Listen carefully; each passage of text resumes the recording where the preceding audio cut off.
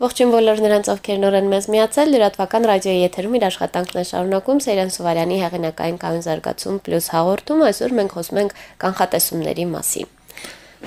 Հաղորդման առաջին մասում մենք փորձեցինք հասկանալ կանխատեսում կանխագուշակում իրանց տարբերությունը եւ իրականը որն է կանխատեսումն է եւ խոսեցինք դուք հաստատեցիք նրա մասին թե որս մեր դաշտում մեր ազատության պայմաններում ցանկացած ոք փորձում է կատարել կանխատեսում բայց ստացվում է ավելի շատ կանխագուշակում այստեղ կարեւորը թե ով է դա անում դա կարեւոր է երկրորդ մենք շեշտեցինք կանխատեսման բազան ինֆորմացիան ստույգ ինֆորմացիային տիրապետողները կարող են դա անել նու բացի ինֆորմացիայից պետք է կարողանալ փաստերը համադրել եթե ես գիտեմ ինֆորմացիա դա դեռ բավական չէ ապագայի մասին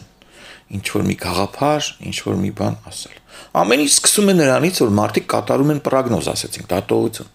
պրոգնոզը հետո դառնում է հիպոթեզ վարկած ինչ տարբերություն կա պրոգնոզը դատողություն է կլինի այսպես բայց այդ պրոգնոզին հետո մենք պետք է արդեն համակցենք մեր ձեռք բերած ինֆորմացիան այդ ինֆորմացիան ու պրոգնոզը ինչ որ մասեր եթե իրար հետ բռնում են ոչ ամբողջությամբ կա ինչ որ մի փաստ որը համընկնում է դատողության եւ փաստերի հետ միասին, դա դառնում է արդեն վարկած։ Ինչպես քրեական դաշտում հանցագործը բացահայտելու համար մեր մասնագետները, քրեագետները սկզբից վարկածներ են առաջադրում, հետո սկսում են վարկածները առանձնացնել ավելի իրական վարկածները թողելով եւ վերջում առանձնացնում են դրանից ամենաօպտիմալը։ Այդպես էլ կատարվում է կանխատեսման մեջ։ Հիմա մեր սիրելի ժողովուրդը սիրում է վարկածներ։ Տեսակ ինչ եղավ։ Սա սրա հետ էր կապված։ Հաստատ այսպես է լինելու։ Մի քանի տարբերակներ։ Հետո այդ տարբերակներից պետք է ընտրել այն, որը ավելի շատ կարող է իրականանալ մերժելով մյուսները։ Այսինքն միաժամանակ բոլոր վարկածները չեն կարող միշտ տեղ ունենալ։ Իրարամերժ վարկածներից պետք է ընտրել ամենաօպտիմալը։ Իսկ օպտիմալության չափանիշ արդեն որոշում են գործակիցներով, տեսություններով, գաղափարախոսություններով, որ ամեն մարդն ունի իրենը հասարակության մեջ տարբեր է եւ փաստորեն տեղի ունենում է մի գործընթաց, որ մենք նախորոք ունենում ենք որոշակի ինֆորմացիա ապագայի մասին։ Հիմա այդ ինֆորմացիայի մեջ կան շատ ընդհանրություններ, որոնք կապված են աշխարհի գլոբալ փոփոխությունների ու զարգացման հետ։ Ստեղ որ կայուն զարգացման տեսանկյունից կարելի է ներկայացնել այն ամենը, ինչ որ մարդկանց համար կոչվում է գլոբալ մարտահրավերներ, global challenge այսպես արտահայտություն կա։ Եվ հասարակությունը, ցանկացած հասարակություն, դա պետք է իմանա եւ ներկայացնի իր կոնցեպցիան դրա դեմ պայքարելու, դրա վտանգները կրճատելու, հաղթահարելու, խնդիրները լուծելու համար։ Բարձր։ Հիմա այս սպասումների հետ կապված մարդիկ ինչն են ուզում իմանալ։ Առաջերտն բնական երևույթների փոփոխությունը։ Բնական երևույթները կանխատեսելը շատ ավելի հեշտ է, որտեղ նրանց մեջ կա որոշակի պարբերականություն, ու կան երևույթներ օրինակ մեր երկրի համար թիվ 1 խնդիրը, ես չեմ կասկածում, երկաշարժ կլինի, երբ կլինի, որտեղ կլինի, ինչ ուժգնություն կունենա, եւ կա հսկայական գիտություն, մասնագետներ, որ փորձում են դա անել։ Բնականաբար միշտ ասում են, երբ կլինի մեր մոտ երկաշարժ։ Կապում են երևույթների հետ։ Ամեն տարի դեկտեմբերին մի փոքր որ լինում է ավելի ջերմ, ժողովուրդը, այսպես ասած, հիշողությամբ, վատ հիշողությամբ, ստե նոստալգիկ կարելի ասել, տրագեդիկ հիշողությամբ, որը կոչվում է գենո հիշողություն, այդ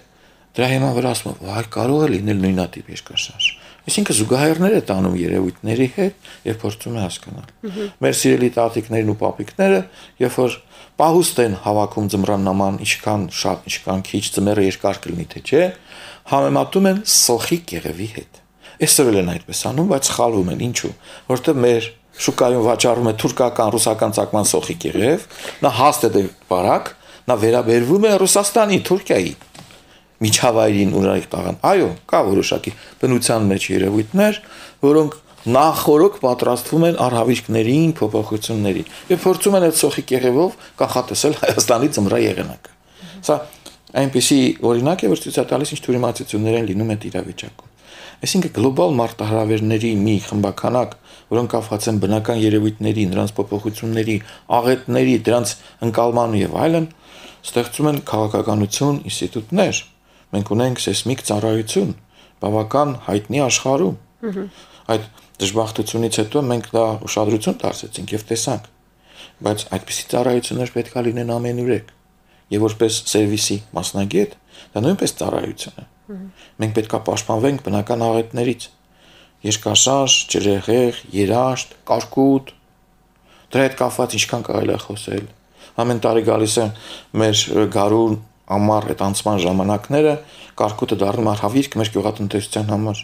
Իսկ գյուղատնտեսության վնասը դա երկրի անվտանգության վնաս է։ Մենք կարող ենք կանխատեսել այդ լարսի ճանապարհի այդ ջրեղեղը, որ երկար ժամանակ մեր համար դառնում է չարիք, որ մենք չենք կարողանում արդեն ինչ որտեղ հասունացած են հարաբերությունները, որ նույնիսկ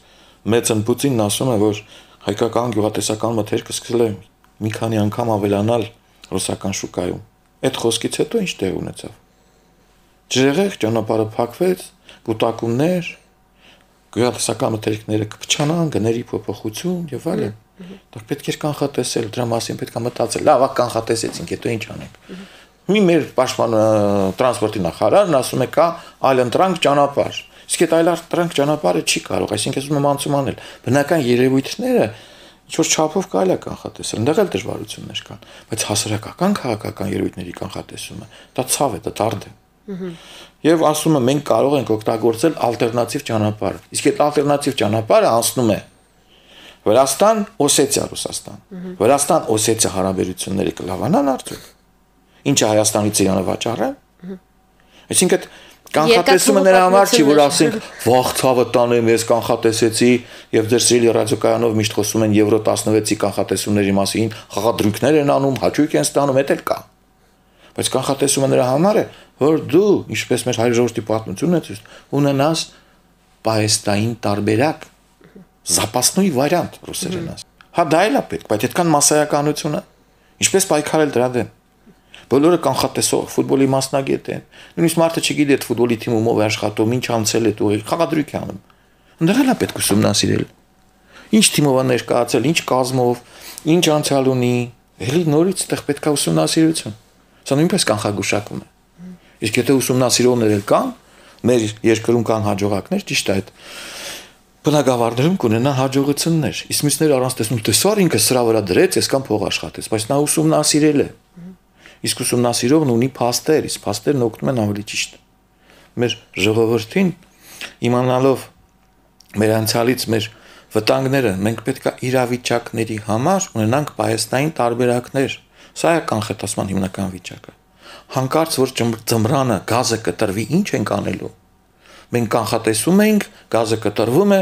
ունենք Երջանկահեշտակ Թաթարյան եւ մեր մոտ կառուցեց մեծ պահեստ։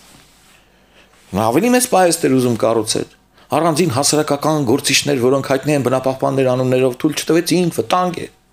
Եթե մեր այսօրվա պահեստը մեզ կարող է փրկել 40 օր առանց գազ ստանալու Ռուսաստանից, Թաթարյանի նախագծով դա կարող է լինել 200-250 օր։ Մարդը կանխատեսում էր։ Այն դեպքում, որ մեր ամենասիրելի հարևան վրացիները մեզ այսպես ասած ջղայնացնել թե վայելելու համար այն գազամուղը, որ անցնում իրենց տարածքով, նրանց սպասարկումը տրամադրել են ադրբեջանցիների եւ ցանկացած ժամանակ վթար է թե տեխնիկական աղետ կարող է մեզ գազազրկել։ Սա կանխատեսում է եւ դրան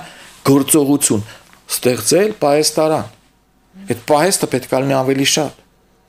Մենք պետք է ունենանք ցանկացած պայմանի համար ելքեր։ Մեր սնունդը, մեր բարենամթերքը մեր երկրում չի բավականացնում։ Մենք խոսում ենք անկախ երկիր ենք թե չէ։ Բարենի գծով ոչ, հացահատիկի գծով ոչ, մսամթերքի գծով ոչ, կատնամթերքի գծով ոչ։ Ինչ են կանխատեսում։ Երկիր ենք, որ ապրում է հրաբուխի վրա շրջապատված, չեմ ուզում վատ բառեր ասել, մի կողմից